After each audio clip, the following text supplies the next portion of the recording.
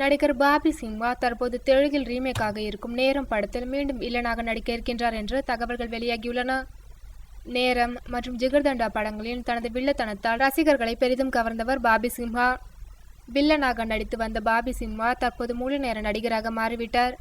இவரது கைவசம் தற்போது பாம்புச்சட்டை, இறைவி, கோட்டு, மெட்ரோ, வல்லவனுக்கு வல்லவன், கவலை வேண்டாம், திவ்யா மற்றும் கார்த்தி மற்றும் அர்ஜுன் ஆகிய படங்கள் உள்ளன. இவர் நடிப்பில் கடந்த வாரம் வெளியான உருமின் திரைப்படம் மழையாக இருந்த போதிலும் கூட ரசிகர்களிடம் நல்லதொரு வரவேற்பை பெற்று வருகிறது. இந்நிலையில் தற்போது சந்தீப் கிஷன், அனிஷா அம்ரோஸ் நடிப்பில் உருவாக இருக்கும் நேரம் படத்தின் தெலுங்கு ரீமேக்கில் மீண்டும் வில்லன் அவதாரம் எடுக்க இருக்கிறார் சிம்ஹா.